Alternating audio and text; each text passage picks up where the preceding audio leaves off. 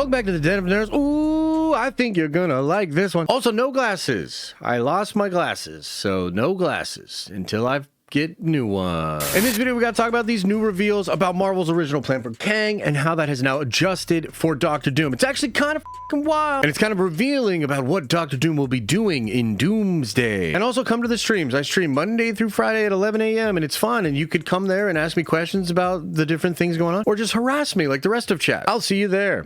Over the weekend, Alex Perez of the Cosmic Circus dropped a nice little Q&A over there. That's what they do. They drop these Q&As where they get a bunch of questions from their Discord, and they give some pretty interesting insight. Alex Perez, by the way, still one of the most reliable insiders in the game, has a pretty good track record. Doesn't get everything right, but has a pretty good track record. So a couple of interesting things revealed in the Q&A for June over at the Cosmic Circus. Okay, so first I want to talk about Thor, how he enters this picture. Thor joins Avengers in Doomsday as Gorr's daughter warns of cosmic threat. What? A few major connections have been revealed for Gorr's daughter, the character of Love, introduced in Thor, Love and Thunder, who is now raised by Chris Hemsworth Thor. By the way, that's his actual daughter. She will be the first to sense an incoming cosmic threat in Avengers Doomsday. According to insider Alex Perez, the Cosmic Circus, Hemsworth's Thor, who is raising Love, will be alerted to the cosmic threat through her connection to eternity, and he will join the Avengers. At the end of Love and Thunder, Gorr uses his one wish from eternity to bring his daughter back to life. Reborn through eternity's power, she returns with cosmic abilities and glowing eyes. In a recent leak, it was revealed that Thor, Sam Wilson, Cap, Shang-Chi, blah, blah, blah, blah, blah, are tasked with resolving the incursion between two worlds, including Monica Rambeau, and protecting Loki at the Citadel after discovering the TVA and Doom's plan. We went over that last week. Pretty crazy. Meanwhile, the rest of the team, John Walker, Ghost, Red Guardian, remain on 616, blah, blah, blah. Also reported that in Doomsday, Alex reported, there will be an incursion between Earth 616 and Monica's Earth, where the X-Men reside. Dr. Doom still planning MCU main version of Doom after Secret Wars with a possible recasting through an in-universe explanation. Yeah, that's possible. And Secret Wars Doom creates idealized versions of the characters. That's a whole other thing. The MCU is considering the use of life rafts to escape Doom's Battleworld spell. Escape methods currently being discussed include researchers building life rafts using the quantum realm and fleeing to the void. So that's kind of interesting because it appears that this they're referring to it as a Battleworld spell, which I think will be what he does like when he gets to Loki at the end of time, and it'll involve maybe the World Forge, maybe it's just magic, but this will be essentially a spell to create Battleworld. And there's discussion of life rafts being implemented, or the possibility of them using the quantum realm or fleeing the void. So just like in Jonathan Hickman's Secret Wars, Battleworld's going to be created. The entire multiverse is going to be destroyed, supposedly. There will be several groups of villains, potentially groups of heroes, that escape this collapse through either life rafts, which were created by Reed Richards, maybe the quantum realm, maybe just going to the void itself. There's going to be ways that people are going to try to get out of this new universe creation thing. Now, going back to this stuff about Love, I find this to be kind of interesting. Because of her connection to eternity, she's going to be aware of this coming cosmic threat. Well, that connects to me to a couple of interesting ideas. Number one, in the Jonathan Hickman Time Runs Out event, eternity is destroyed by the Beyonders. Okay? The Beyonders slaughter and destroy eternity so that then they can destroy the entire multiverse. Eternity is like a godlike being that has all of like the history of like the entire multiverse. Everything that ever was or will be is somehow imprinted on and represented within eternity. So eternity is kind of like a cosmic entity version of the entire multiverse. Okay, now, there's something really interesting about this concept of eternity that's mentioned in the Quantumania movie. In Quantumania, there's a line where Kang the Conqueror says, "We will destroy eternity. I'll burn them out of time, destroy eternity." And I remember this even leaked out before the movie came out. And I was like, that's fucking crazy. Because I kept thinking of like the Jonathan Hickman thing. And I was like, oh shit, like Kang wants to destroy Eternity. Now, one of the reasons I think he wants to destroy Eternity is because of the next thing that we're going to talk about, okay? And that is the loop. Okay, so now this also comes from that same article, Alex Perez, Cosmic Circus. Avengers Doomsday will center on 616 verse X-Men incursion. In a new updated Doomsday plot about the main incursion being revealed, in Doomsday we'll see the incursion between 616 and Earth 10005, where the X-Men reside. According to the insider, Alex Perez, the MCU is trapped in a multiversal loop, as explained in the Loki series. Try number 14,605 of He Who Remain trying to stop a multiversal war. With the Kang variants out of the picture, incursions caused by heroes, including Doctor Strange, Spider-Man, Monica Rambeau, Reed Richards, are now the major threat. So he's talking about this loop, and he's talking about how the other incursions will be addressed as well. Okay, now, to me, this is really interesting, and one of the reasons why is actually because way back in the day, man, and we're gonna have to kind of travel back in time here. Do any of you remember one of the very first scoops that we got about this film, which came from Paul from Heavy Spoilers? Oh man, it was so long ago. Okay, and Paul had this really cool scoop about what was going on, and in his scoop, he said that essentially the MCU was on a loop. It was just on a loop, which of course is totally the whole thing at the end of Loki season 1, right? Where they're talking about the loop. He's like, it doesn't matter what you do, I will reincarnate, and then, you know, variants, multiversal war, all that sort of stuff. One of the things that Paul said way back then was that technically the protagonist of the movie that was going to help the Avengers was going to be a variant of Kang, who was the new Kang, like going through the loop for the first time ever. The He Who Remains was the guy that we saw at the end of the whole loop. And so what we were going to see was a new version of Kang, first time through the loop, as he once again tried to prevent the multiversal war and stop the multiversal war. Okay? And I think a part of the loop, right, because there's been something within...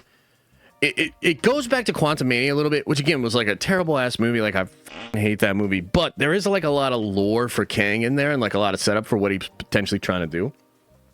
So one of the things that was interesting in there was like Kang promises Janet her actual time with her daughter back. And the way that he says it to me implied that he wasn't going to go back and do a separate timeline. He wasn't going to go back and find a variant. No, he had the ability to go back and give her actual time back.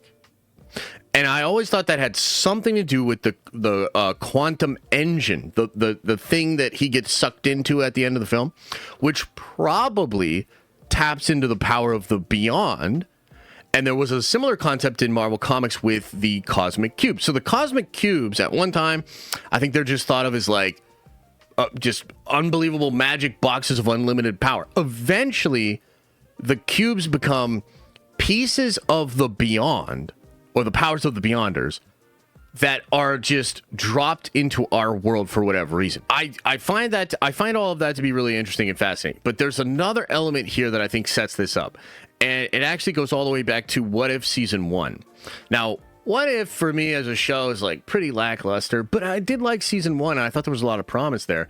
And particularly around the Doctor Strange episode, I think it was episode 5, where he's trying to save Rachel Palmer, right? And he can't. He's doing everything he can to try to save her, but in that particular universe, she dies, and there's nothing he can do.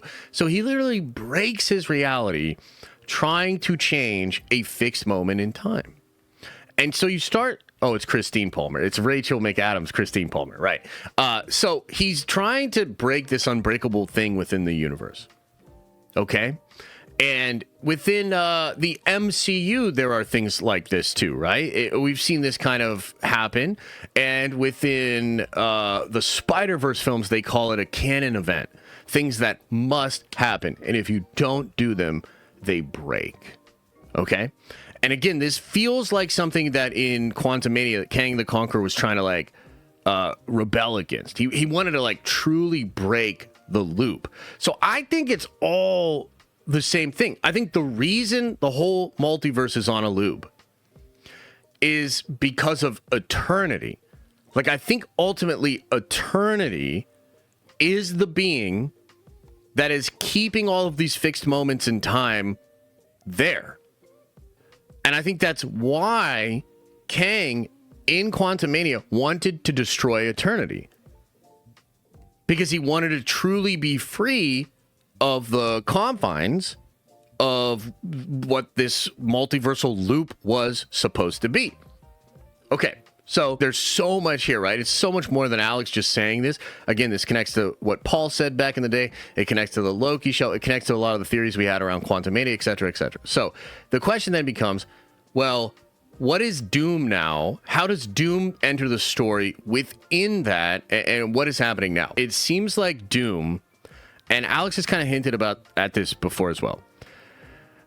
Doom will see that the universe is false, the multiverse is false, and he's going to see that a lot of the versions of the characters were created, at least in part, by He Who Remains. And so He Who Remains kind of created them, crafted them. This is where my theory could come into play, right? Because if the Stark from the Sacred Timeline is actually a Doom variant that was raised as Stark, then yeah, Doom's going to be really fucking pissed about that. He's going to be like, yeah, you literally made me into a hero. Fuck you. But even if that's not what it is, Doom will still look at this world without Doctor Doom in it and be like, this shit is fucked. So Secret Wars is probably going to be like an idealized Doom version with idealized version of all the characters. Like, he's going to try to just create the right version or whatever. So that'll be like fascinating to see, because he'll probably grab up variants or whatever and like smash them all together onto Battleworld. But that's going to be really interesting. But here's like the main takeaway of this whole thing, right? Is it seems like a lot of the plot will likely revolve around the loop of the multiverse, eternity itself likely being destroyed, which then will show Thor that he needs to get to the Avengers. They're then going to be fighting. Doom is likely taking Franklin Richards, having the X-Men and the Avengers fight against each other, with the ultimate goal of being to cast this massive spell in which he destroys the entire multiverse, creates one singular universe with the idealized versions of the characters. And that's just going to be the steady thing that he rules over.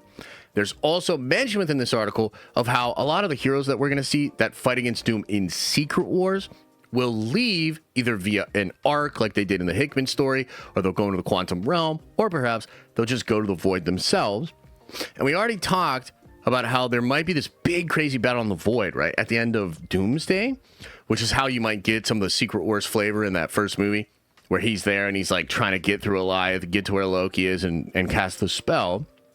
And you'll have all these characters, all these Marvel characters trying to stop him, and maybe, you know, his lieutenants or whatever. So, dude, it's getting pretty crazy. But this loop idea and the eternity idea with Thor, I think are really cool. And I think those are huge clues as to like what they're cooking.